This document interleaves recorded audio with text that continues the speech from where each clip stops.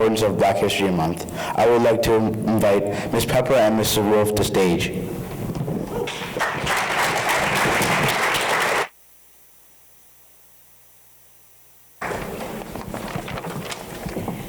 Hi, I'm Mrs. Wolf. I think I will stand up there with you if you want to. Do you want me to? Perfect. And I'm one of the leadership teachers here at Bluevale.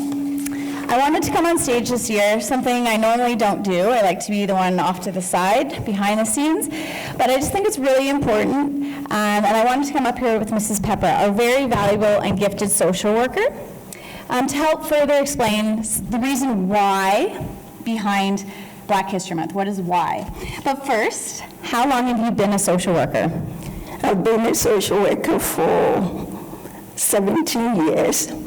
11 of which is with the school board. And how long have you been at Bluevale? 4 years. And what do you love about Bluevale?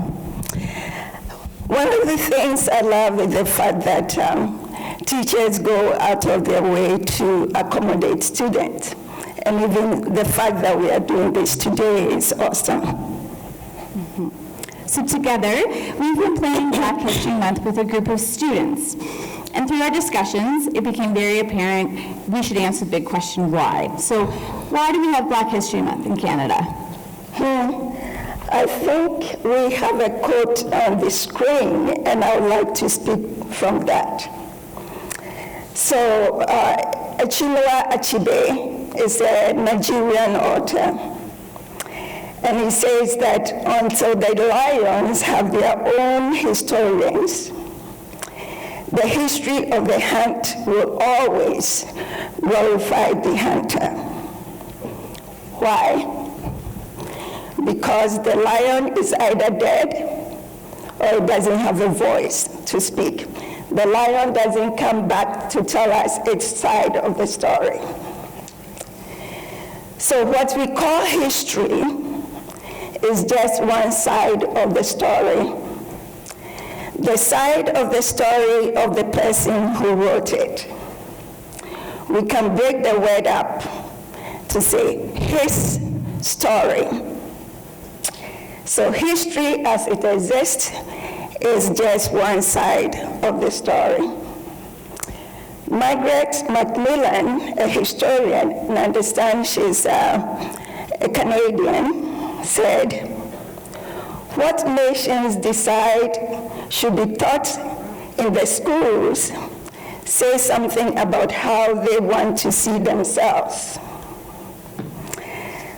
What happens when you do not see yourself in the story or the things that are being taught?"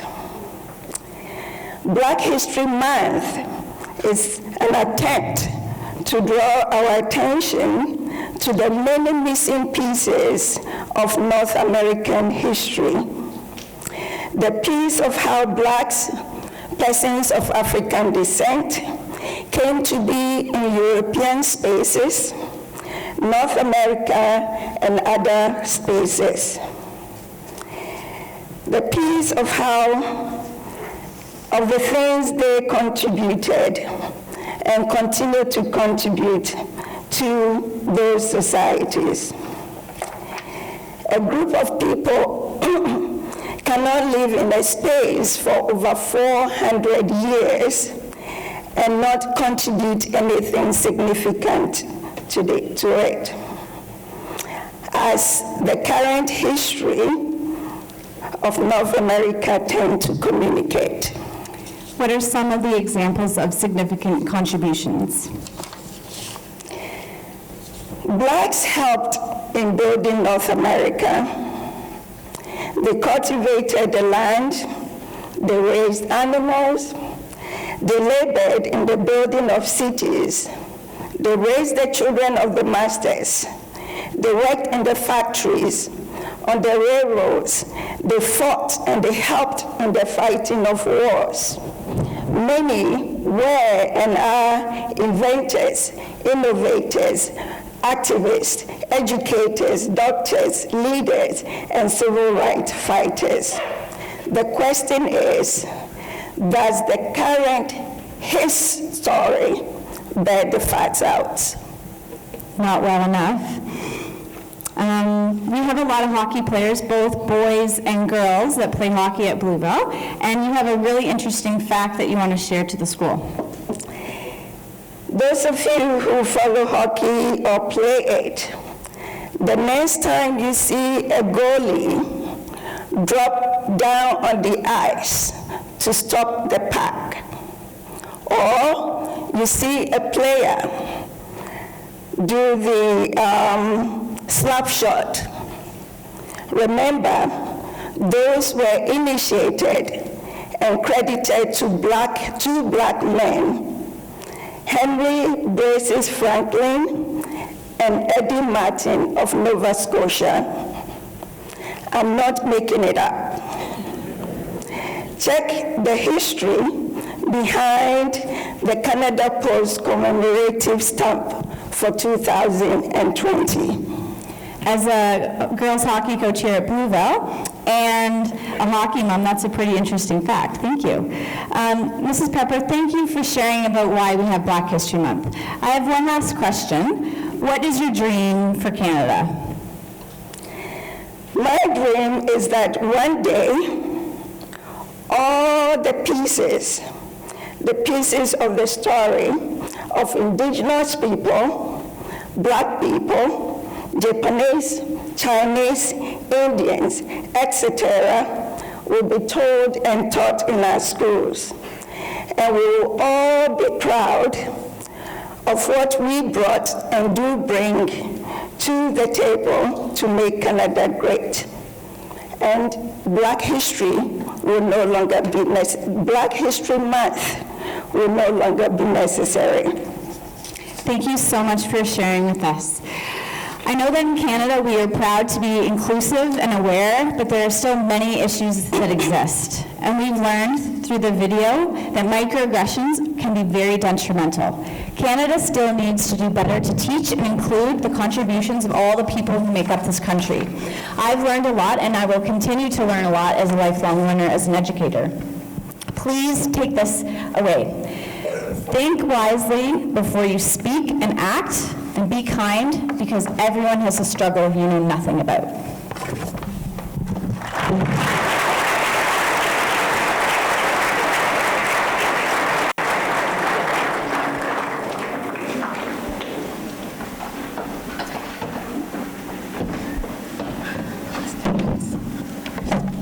Can we give another warm round of applause to Ms. Pepper and Ms. Wolf?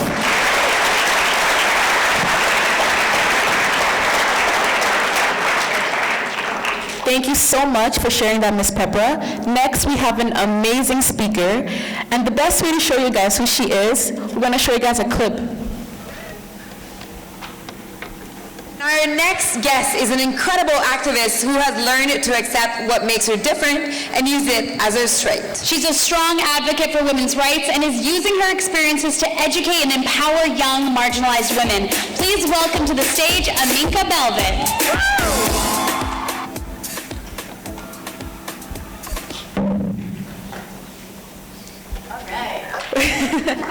Give a warm round of a welcome to Aminka Belvin. Thank you, guys. Thank you. Thank you. Good morning. Good morning, Bluevale. Can I get a good morning from you? Good morning. Man, you guys are quiet. You guys are supposed to be what, Generation Z or millennials? Let's hear that again. Good morning, Bluevale. I don't think that was loud enough, so I'm going to say good morning, Bluevale, and you guys are going to say good morning, Aminka. Okay, so on the count of 3, 1, 2, 3. Good morning, Bluevale. Good job. Give yourself a round of applause. As you guys can see and you demonstrated, I have a lot of energy. So my name is Aminka Belvin. I do a lot of things in life. Some of the most important things, I'm a social and tech entrepreneur. I run a foundation to empower young women and girls. I run a tech company, and just I'm a regular person in the world trying to live a sustainable world and create more equitable communities. Right? Cool? Okay, so you can clap if you want. It's okay. You can go ahead. So I do a lot of speaking engagements in Canada and throughout the world and workshops. And before I go further into my content and the conversation we're going to have today, I always collect some statements of consent. I believe in consent. It's an agreement between two people or two individuals or groups that you are agreeing to what you're going to experience. So I'm going to get some statements of consent from you all today. And if you agree, just say, I agree. Cool? Okay, so I am going to be open today to explore new ideas, new thoughts, and new perspectives. If you agree, say? I agree. Okay, so second statement of consent. I agree to listen to my others who are next to me and hold space for them should they be triggered in this experience we're going to have today. If you agree, say? I agree. Okay, so let's get this started. So today I've been asked to talk about leadership. Does anyone know what the term leadership means? Raise your hand. Some of you guys do, few, maybe you know. Okay, that's okay. I guess that's why I'm here, right, to have this conversation. So we're going to talk about leadership today. What does that mean? What does it mean, as you see my talk says, developing your divine potential?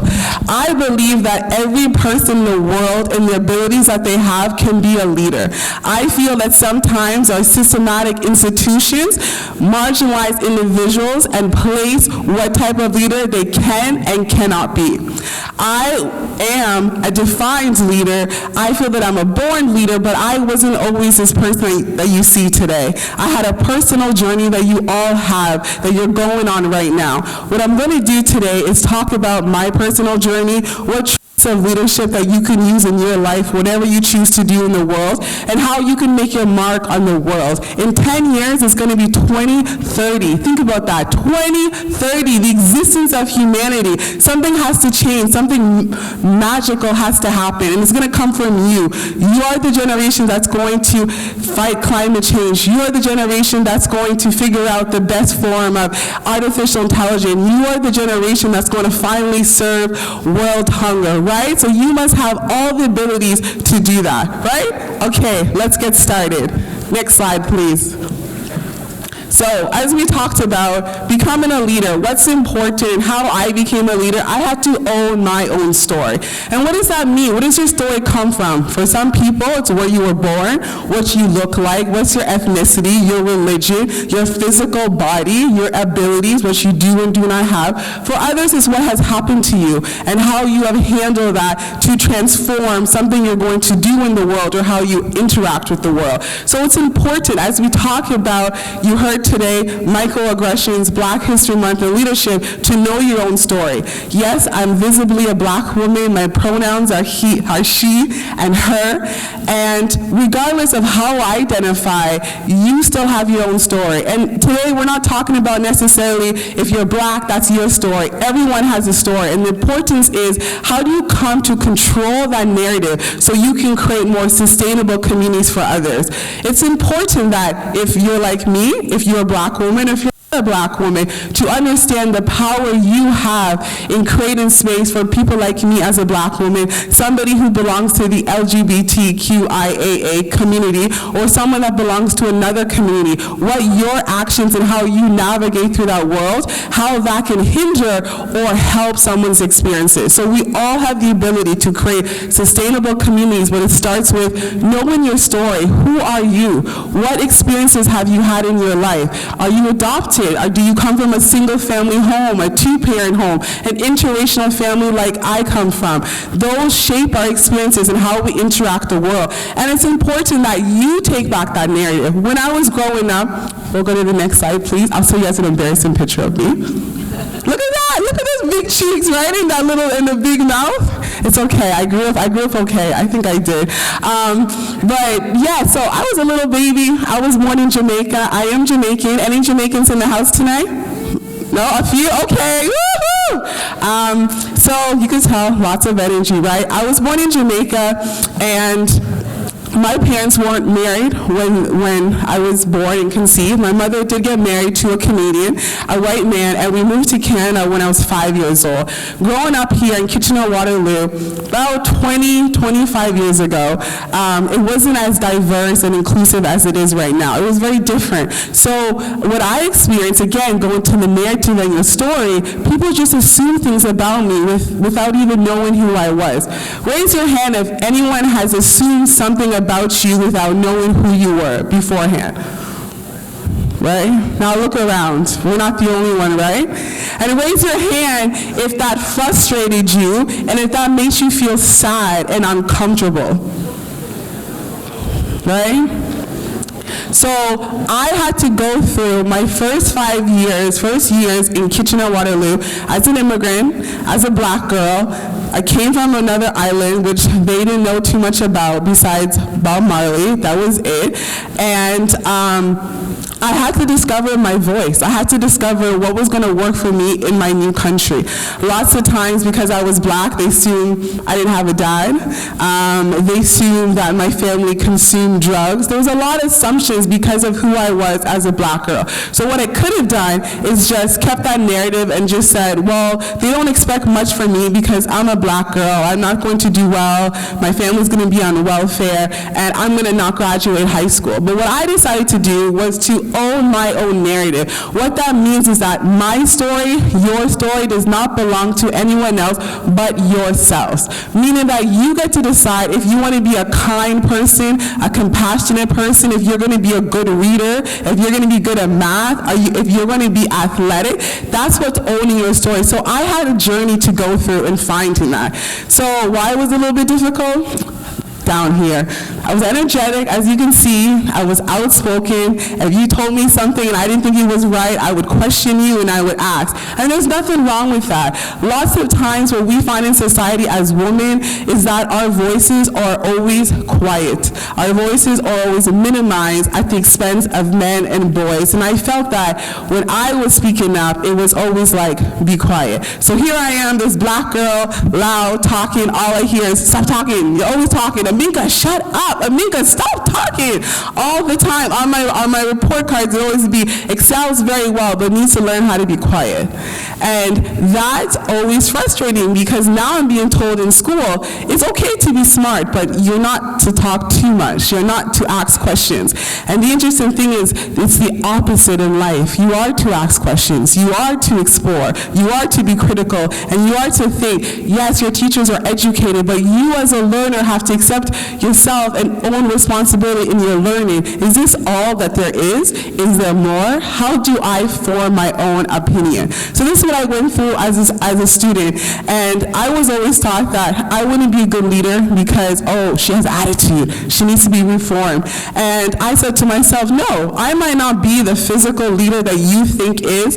I have a darker skin. Back then I was always wearing cornrows. But I'm going to show you that I have just as much leadership skills as anyone else does. Because there is not a gender and it's not an ethnicity. It's a character trait. And I was determined to tap into that leadership skills. Next slide, please.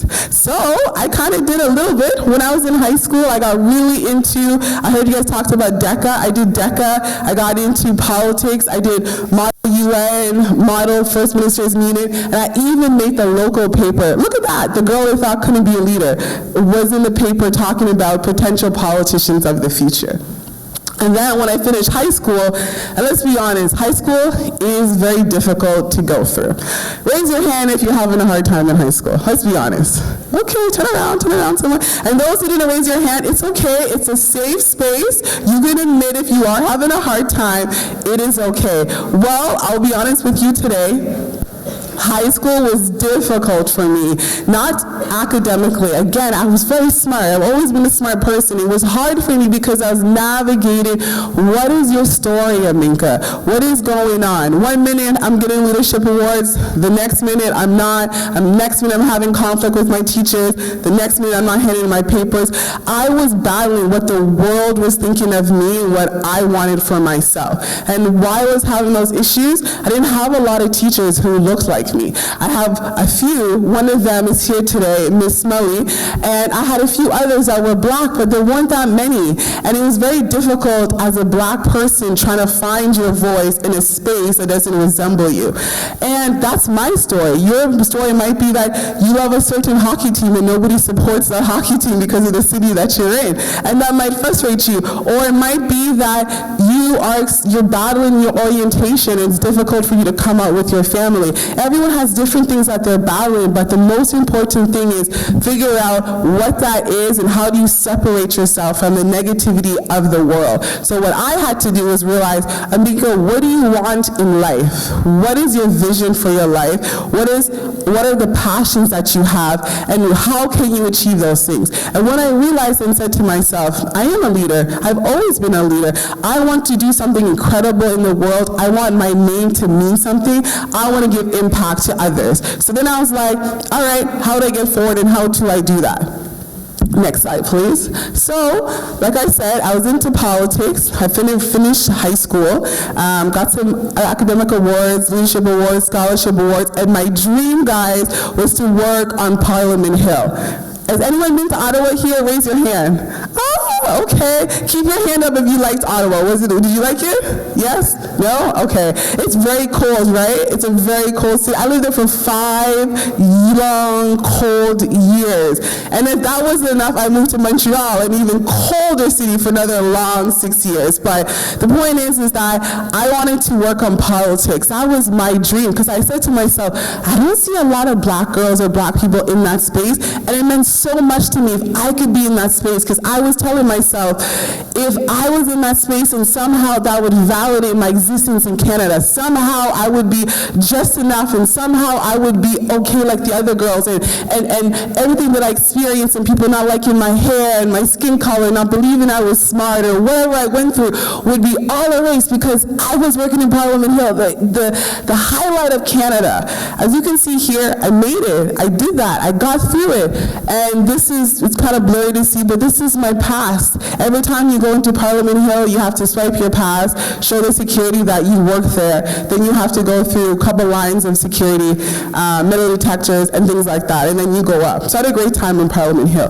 But the story is not so much about Parliament Hill. What it's about is that I was telling myself that I was going to succeed in someone else's definition of success. I was going to succeed and be okay and be happy in someone else's narrative of what I thought my story should be in developing my leadership skills. So I went to Parliament Hill. I don't know if you can see, but pretty much my hair is shaved off. It's pretty low. There's no makeup. I don't know if you guys can see in the light. I have a full face of makeup on today. I have a cute outfit on. And why I mention these things is this is how I want to show up in the world. I want to show up pretty, I want to show up confident, and I want to show up with all of my personality because that's my talent. That's attached to the leader that I am, right?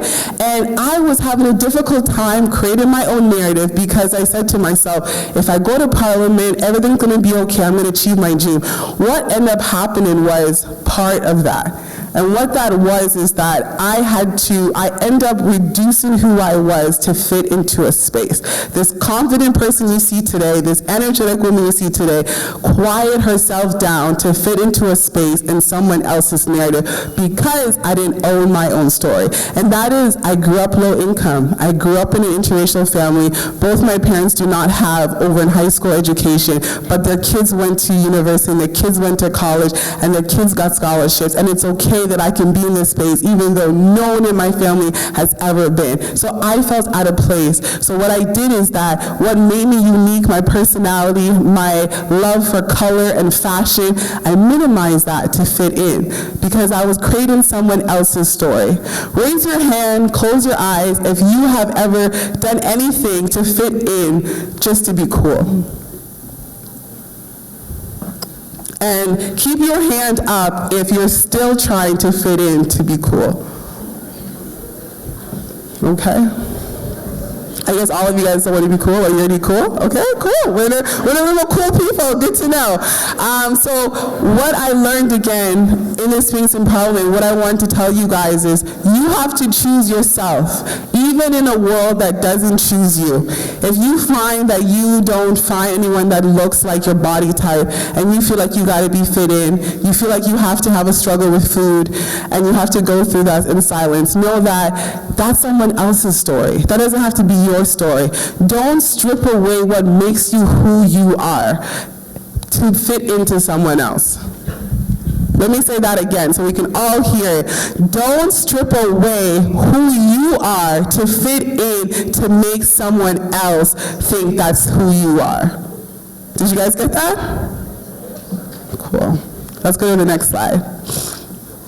So after I left Parliament Hill, I was trying to figure out what can I do that will make me happy professionally, that I can add the skills that I've learned in university, in high school, and that would make me happy, that I could show up as my full self. I could be, oh, Aminka's here, and you knew I was here, and you loved that I was here. How could I do that?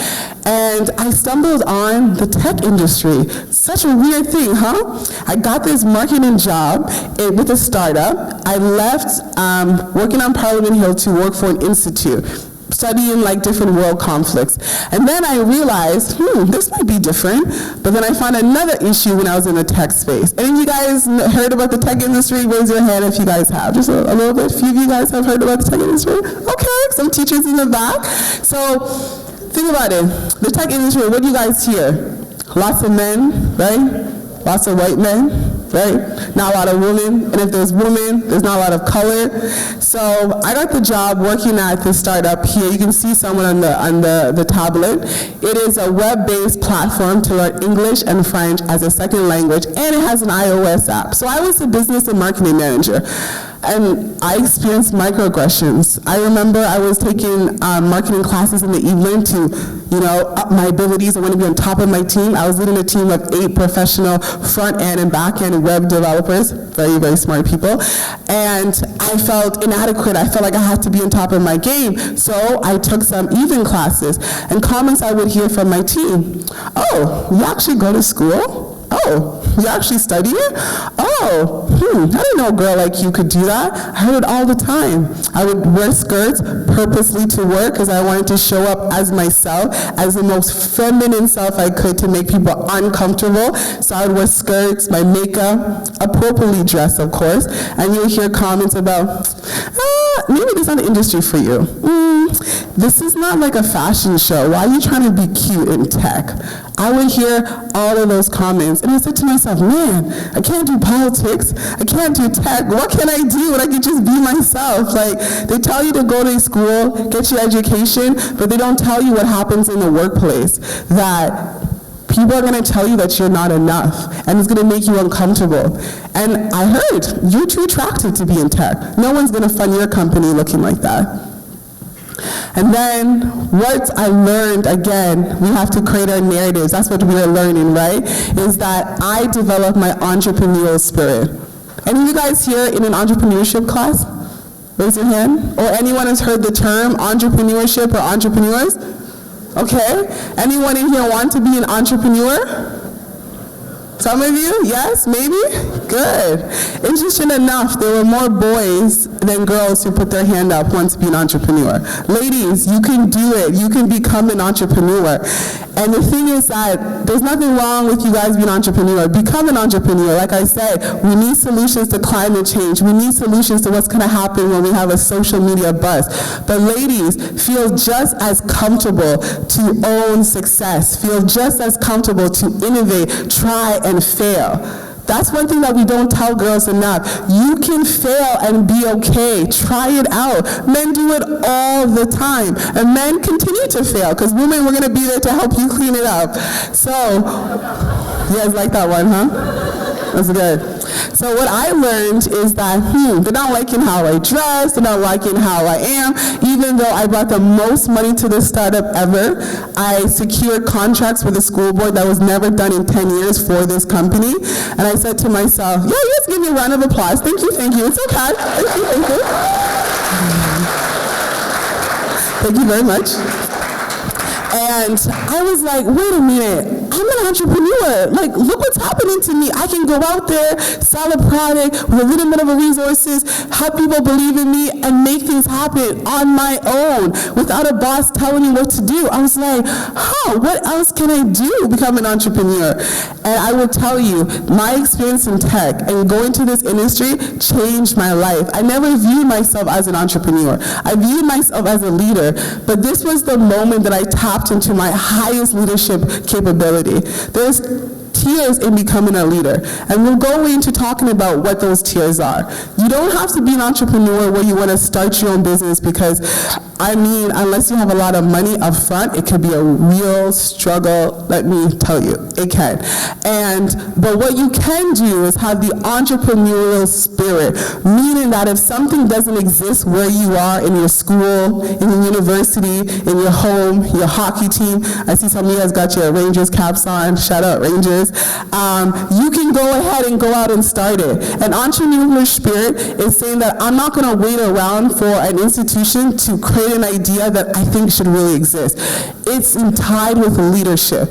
Becoming a leader is saying that, no one knows how to sort the garbage and the compost. Let me take initiative and start a recycling club. We don't have any halal options in the cafeteria. Let me talk to the cafeteria person so we can have a halal. There's no prayer space for those who want to pray on Fridays afternoon. Let me try to do that. It's taking that push that you hear yourself in your voice and to say, let me try this out. And then you say a little bit louder, let me try this out. And then you hear, let me try this out loud. And then you say, it actually worked. Well, redefining who you are by going beyond your limits. That's where you in this realm of euphoria. Have you guys heard of the word euphoria? Yeah, you guys didn't say yeah, you guys are too quiet. Yes? Yes?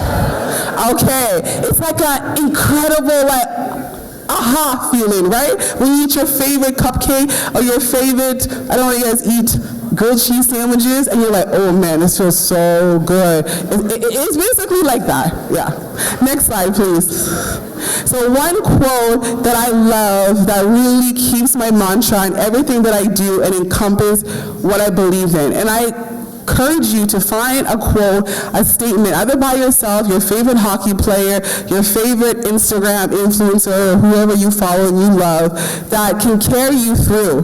Mine is, my mission in life is not merely to survive, but to thrive, and to do so with some passion, some compassion, some humor, and some style, as you guys can see. Okay, yes, give me some clap.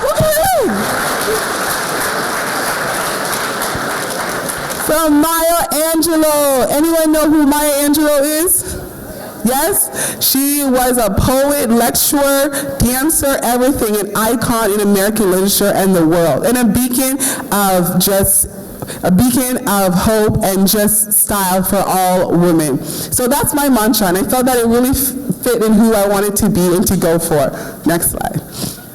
So how do you own your leadership style? The most important things are empathy, vision, personal responsibility, critical thinking, and problem solving. If you're going to become a leader in your life, and through your studies and through your work, you need to have empathy for other people. You need to understand how, again, like you said, your narrative and your privileges can contribute to someone's negative experience or positive experience. You need to be a problem solver. If you're leading a team or you're leading your life and something happens, you need to figure out what's going to do. People are going to come to you and ask for direction, right? They say the blind leading the blind. You want to have vision and to figure out where you're going to take your company, your life, or your project that you have. People are going to look to you for that direction. Next slide, please. So how do you create a sustainable community for others? First, like we said, you have to own your own narrative. And what privileges do you see that you can use to apply empathy, problem solving, compassion, and taking self-responsibility for your learning to know what's happening? You can't lead people if you do not know all the information that you're supposed to know. Next slide, please. As I mentioned, leadership has tiers. The first tier is what you guys are experiencing right now. You're part of a hockey team, you're part of DECA, you're part of student council. That's about belonging to something, and that's the self-discovery. Oh, I'm going to discover what I like and get these skills. I'm discovering about who I am becoming. Next slide, please. Tier 2 is a self-development phase. This is a phase that your teachers are in, your principal is in, your parents are in, I'm in a little bit sometimes when I want to be, and it's about becoming a leader and doing something in your profession and in your work. Either you're an accountant, you're the lead accountant, you're the best tax person there is, or you're a bakery, you're leading in that field. These are kind of the general normal terms of how people navigate through life. Next slide, please. The last one is the one that we want to get you all today, is the self-actualization, the highest form of leadership. This is when you find your purpose in life. This is the bigger picture. Are you going to build the next Facebook? Are you going to build the next Tesla car? Or are you going to find a solution for climate change? This is the tier of leadership that you want to be in, where it goes beyond just something that you like. It goes beyond your profession. It's a call in saying that I'm going to be an industry leader. I'm going to leave my mark on this world, whatever that is. That is what brings people out to see you. That is what brings aspiration, and that is what inspires people. I aspire that all of you seek to go to tier 3 of self-actualization, to contribute to the world. There's a lot of problems in the world. There's a lot of issues in your school, and you guys need leaders who are going to go beyond just being the best math person, who's going to go beyond being the best hockey player, and going to go beyond and being a person of compassion and empathy. Next slide, please. So, skills for 2030, transform the world. The number 3 things that the World Economic Forum says we need in the next 4th industrial revolution is empathy, problem solving, and critical skills. If you keep these 3 things with you and you employ compassion, you will tap into your divine leadership potential. Next slide, please. Thank you so much. It's been a great time with you guys. And if you want to get a hold of me, this is how you can find me.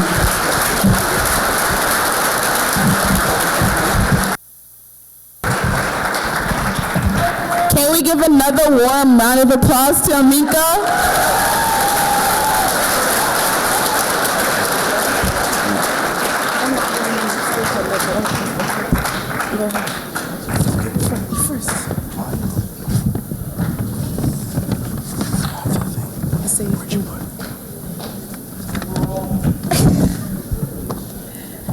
Thank you so much for coming today, Aminka.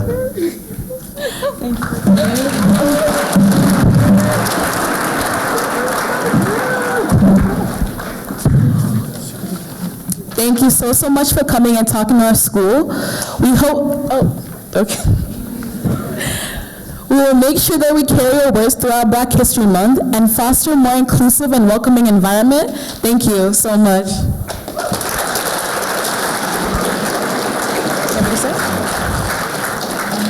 Thanks for coming. You may all return to your Peers B classes. Have a good day. Happy